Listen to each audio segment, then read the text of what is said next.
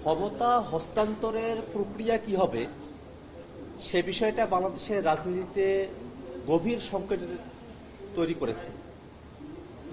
আমরা দেখেছি যে বাংলাদেশের রাজনৈতিক দলগুলো ঐক্যমত্যের ভিত্তিতে তত্ত্বাবধায়ক সরকারের ফর্মুলার ব্যাপারে এর আগে একটা একমতের জায়গা তৈরি হয়েছিল। সেই তত্ত্বাবধায়ক সরকারের অধীনে কয়েকটি নির্বাচন অনুষ্ঠিত হয়েছে, কিন্তু পরবর্তীতে হাসিনা যখন ক্ষমতায় এলো, জুডিশিয়ারিকে ব্যবহার করে তত্ত্বাবধায়ক সরকারের প্রভিশন সংবিধান থেকে বাদ দিয়ে দেওয়া হলো। ঐকমত্য কমিশনে রাজনৈতিক দলগুলো তত্ত্বাবধায়ক সরকারকে ফিরিয়ে নিয়ে আসার ব্যাপারে আমরা সকলেই একমত, কিন্তু সেই তত্ত্বাবধায়ক সরকার কিভাবে গঠিত হবে সে জায়গাটাতে মোটা থেকে একটা একমতের জায়গা হলো যে পূর্বে ত্রয়োদশ সংশোধনীতে যেভাবে বাধ্যতামূলকভাবে সাবেক বিচারপতিদেরকে তত্ত্বাবধায়ক সরকারের প্রধান উপদেষ্টা করার বিধান করা হয়েছিল, সেই জায়গাটা আমরা রাখার পক্ষপাতী নই।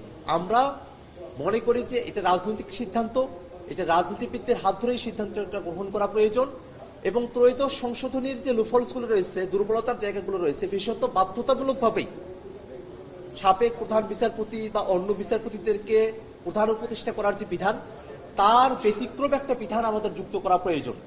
এবং সে জায়গা থেকেই প্রাথমিকভাবে 5 সদস্যের একটা বাছাই কমিটির কথা বলা হয়েছে। প্রধানমন্ত্রী, বিরোধী দলীয় নেতা, স্পিকার, ডেপুটি স্পিকার এবং তৃতীয় যে দলটি থাকবে সংসদে তাদের একজন প্রতিনিধি, এই 5 জন প্রতিনিধির সমন্বয়ে যে কমিটি, তারা আসলে যদি রাজনৈতিক দলগুলো, সরকারি দল, বিরোধী দল, অন্য দল যে যাদেরকে নমিনেশন দিয়েছে বা তাদের পক্ষ থেকে প্রস্তাব করেছে, সে প্রস্তাবনার ভিতর থেকে কারো ব্যাপারে যদি একমত হতে পারে তাহলে আসলে সেখানে একটা সমাধান হয়ে গেল।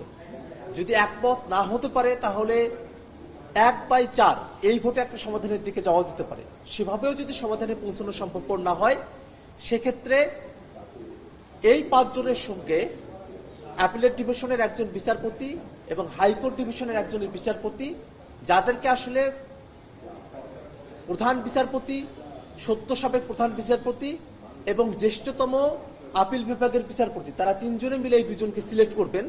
এরকম 7 জনের একটা বডির মধ্য দিয়ে, যেখানে র্যাঙ্ক চয়েস ভোটের সিস্টেমে যে প্রস্তাবগুলো অলরেডি করা হয়েছে রাজনৈতিক দলগুলোর পক্ষ থেকে, তার মধ্য থেকে একজনকে প্রধান উপদেষ্টা পদে নিয়োগ করা হবে।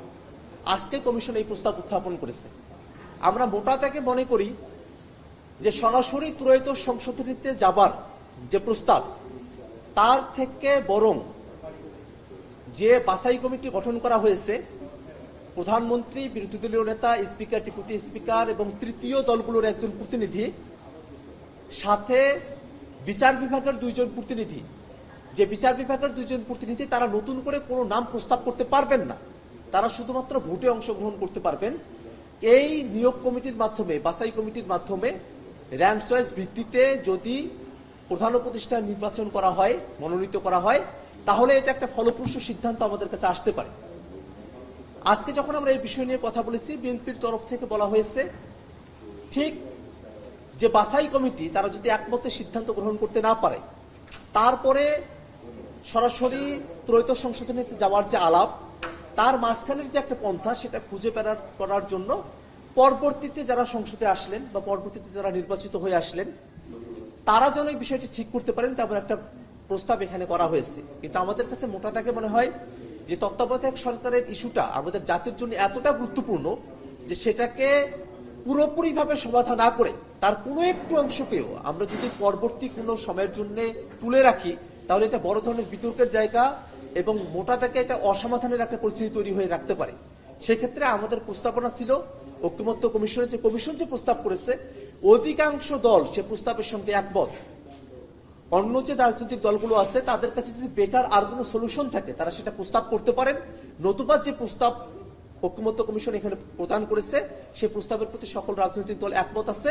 বিএনপি সহ যে গুটি কতক দল এই প্রস্তাবের সঙ্গে একমত না হয়ে পরে সংসদের কথা বলেছেন, তারাও আসলে তাদের সিদ্ধান্ত পুনর্বিবেচনা করতে পারেন। আমাদের কাছে মনে হয় তত্ত্বাবধায়ক সরকারের ইস্যুটা আমাদের এই ফোরামেই পুরোপুরিভাবে সেটেল করে ফেলা প্রয়োজন। সেটাকে পরবর্তী কোনো ফোরামের জন্য রেখে দেওয়া গোটা থেকে একটা অশনি সংকেত তৈরি করতে পারে। ধন্যবাদ।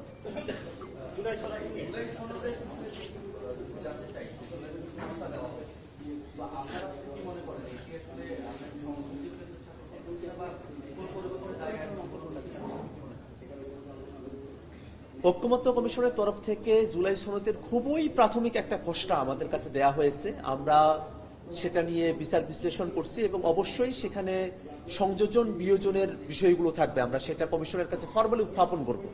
কিন্তু মোটা দাগে যে কথাটা বলা প্রয়োজন, জুলাই সনদ মৌলিক সংস্কারের ভিত্তিতেই সেটা হতে হবে।